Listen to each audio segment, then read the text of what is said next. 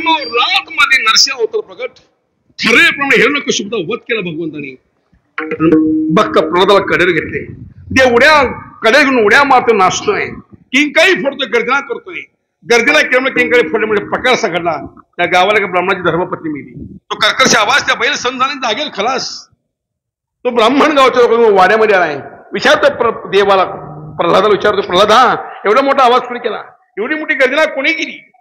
श्री भगवंत म्हणतात, का रे मी आवाज केली, मी गर्जना केली, मी देव आहे, भगवंत आहे, नरसिंह अवतार आहे, भक्त रक्षा करता, दुष्ट संहार करता, तुझं म्हणणं काय? तर ब्राह्मण म्हणतो, देवा तुझ्या आवाजामुळे माझी धर्मपत्नी मिळायची वाट काय? देव म्हणे मी असल, मला घेऊन काय करायचंय? तिचं आयुष्यामृती निघून गेली. एक लक्षात ठेवा, एखाद्याला दुःख झालं, दुःखात सामील व्हायचं असेल तर सामील होऊ नका, पण टिंगटष्ट मस्करी करू नका. दुःखात सामील व्हायचं आहे ना, सामील होऊ नका, पण चष्ट मस्करी करू नका, फार महागात पडते. दुसऱ्याचं वाईट करायला गेलं की देव पहिलं आपलं वाईट करते. सासू सोनवत्या घरात सासू सोनवत्या घरात जमत नव्हतं. आता सासवाना माझी विनंती आहे, व 2 घास खात जावा, निवांत गप बसत जावा. आता पण म्हाताऱ्या गप बसनात, कुर कुर कुर त्या अंड्यावर कोंबडी बसल्यावणी. त्यामुळं सुना काय त्या सासवांचं काय ऐकना.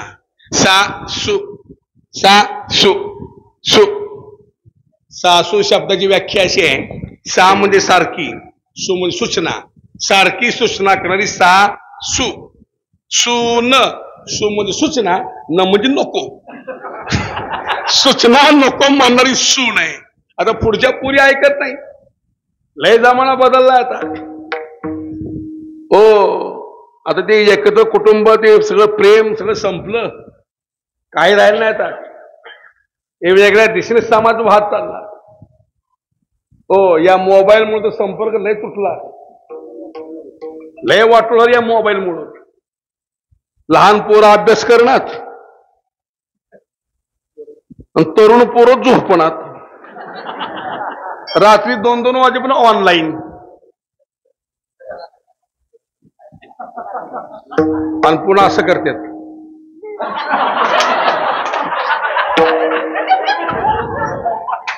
काय बघतात ते त्यांच्या त्यांनाच माहिती. आणि म्हाताऱ्यानं ऐकू ना, म्हाताऱ्यानं ऐकू ना, तरुण पोरं झोपणार, लहान पोरं अभ्यास करणार. माझी विनंती आई बापाला, पोरा पुरींच्या हातात मोबाईल देऊ नका. पळून चालीत, पळून मोबाईलवरच. लगी परशा आला बुलेट घेऊन खाली. परशाना आरची माहिती ना, सैराट पिक्चर, की परशाना आरची पैसे कमवून बसले, आमच्या आरच्या निघून गेल्या. मोबाईलवर चालीत पळून, परशा येतो बुलेट घेऊन खाली, लगी वरना आरची, तोंडाला तसलं बांधून. ती काय निघालं एवढं फडक, त्याला काय म्हणतात? हा, तुला हाय काय? एवढं तर पिळग, हुशार आहे पोरग, लय दुनिया बिघडली आहे रे. आता ह्याला काय कळलं सांगा? एवढं ती फडक असते, सगळं तोंडाला बांधते दोघा. हो, ती नाक, तोंड, होट बिट, वरचं कपाळ, नुसती 2 डोळे उघडे.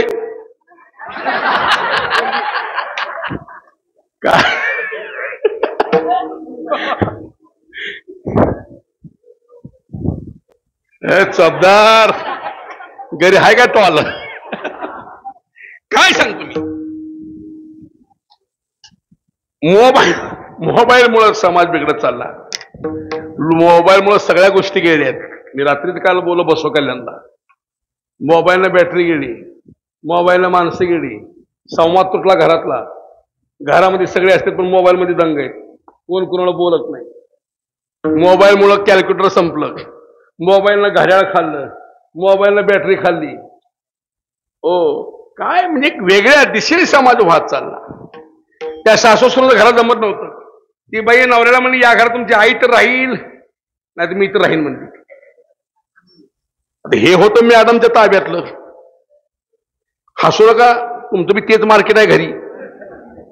तुम्ही आम्ही सगळे मॅडमच्या ताब्यातले.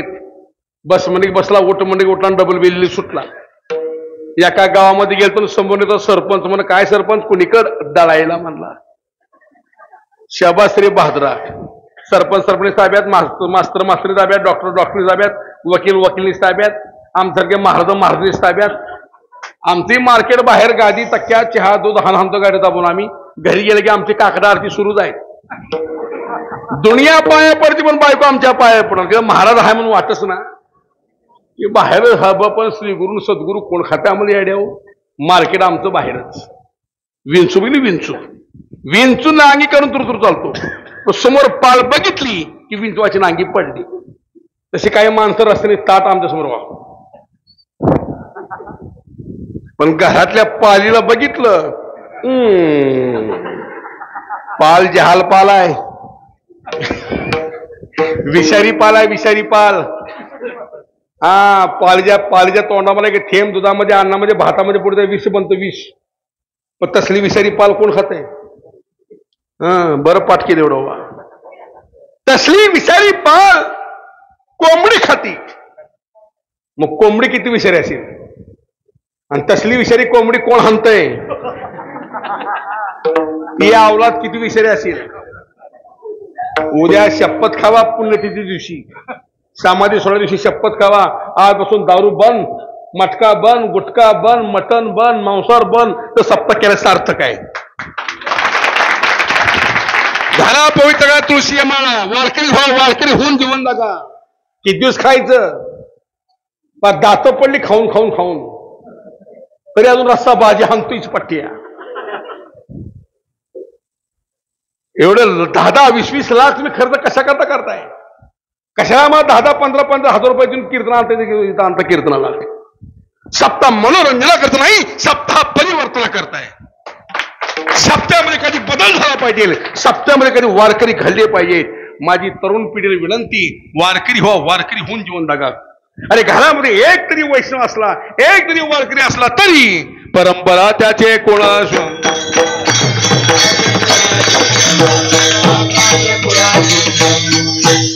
ज्ञानदेव म्हणे नाम जप हरी. ज्ञानदेव म्हणे नाम जप हरी. ज्ञानदेव म्हणे नाम जप हरी. परंपरा त्याचे कोणास.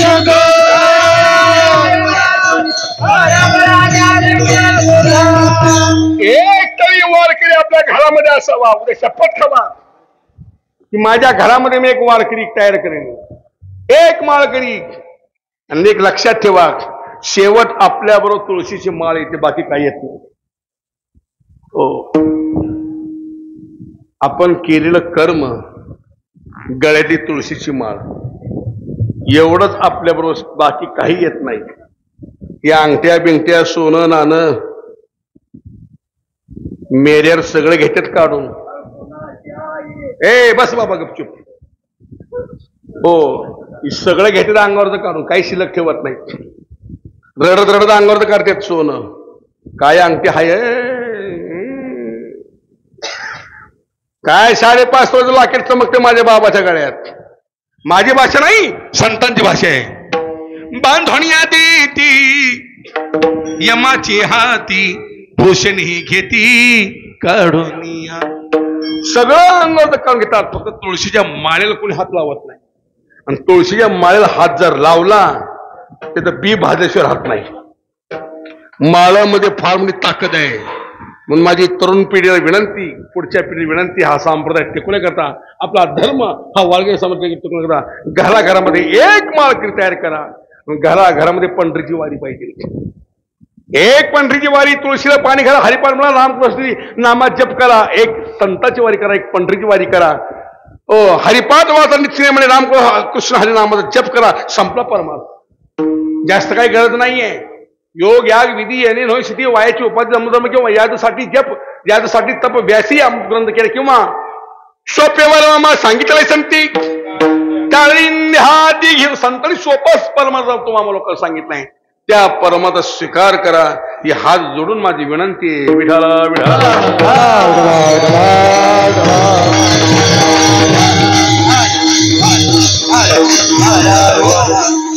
सगळा विषय मी सांगत बसत नाहीये, पण कर्म जन्माला कारणीभूत आहे.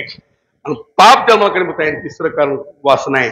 पण ते कर्म भोगण्याकरता मनुष्याला मृत्यूनगरी जन्माला यावं लागतं, देवाला आणावं लागतं. देव स्वतःहून येत नाही. ज्याशी या पृथ्वीवर पाप वाढतं, व्यभिचार वाढतो, धर्माचा ऱ्हास होतो, पापी अभक्तांचं ओझ या पृथ्वीमागलं साधं पाप आहे काय? तेवढा धर्माचा ऱ्हास होता. अधर्माने माणसं जीवन जागा लागली. कशी आहे मी मागा लावलाय? काय चाललंय सध्या समाजामध्ये? परवा दिल्लीला कसली घटना घडली ती? अख्खा महाराष्ट्र देश हादरला त्या घटनेनं. दिवसा डोळ्या खून करतोय आम्ही. काय चाललंय सध्या समाजामध्ये? साधा अरे आता नाही, 700 वर्षापूर्वी माझ्या मौलींनी हरिपर्व उल्लेख केलाय, पर्वताप्रमाणे पातक करणे. 700 वर्षापूर्वी एवढं मोठं पर्वत पाप होतं, आता किती पाप असेल? पण एक लक्षात ठेवा, जगत में जितना पाप है उतना ही पुण्य है. जेवढं पाप आहे तेवढंच पुण्य सुद्धा आहे. म्हणून अजून धरती टिकून आहे. अशा वेळेस देवाच्या अवताराची आवश्यकता आहे. यदा यदा धर्मस्य, प्रार्थना करून देवाला आणावं लागतं. देव स्वतःहून येत नाही, त्याला बोलून आणावं लागतंय.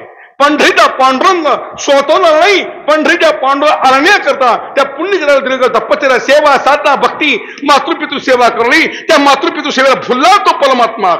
एक केवळ पुण्य करायकरता पांडुरंग परमात्मा वैकुंठ स्थान सोडून या पंढरी नगरीमध्ये आलेला आहे.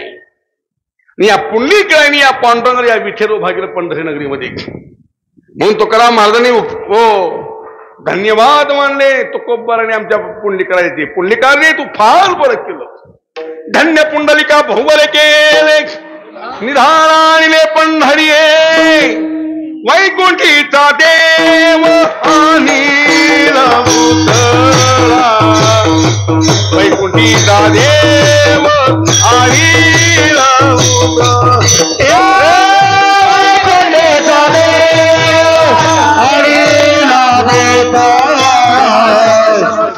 वैकुंठीचा देव वैकुंठीचा देव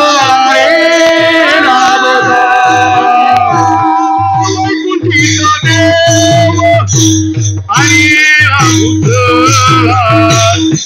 वैकुंठीचा देव आणि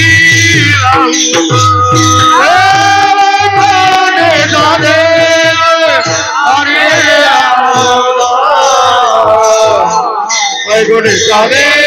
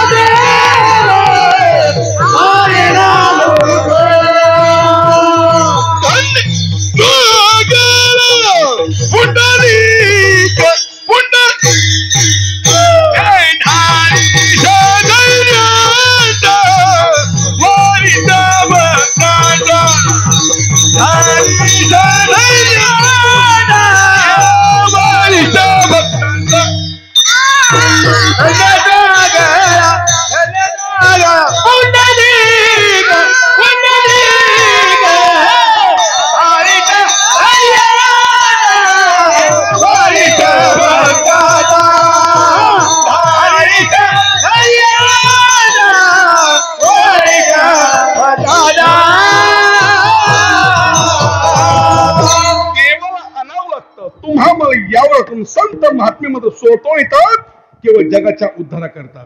येथे उपकारासाठी येथे उपकारासाठी येथे उपकारासाठी येथे उपकारासाठी येथे उपकारासाठी येथे उपकार आवाज वाढव.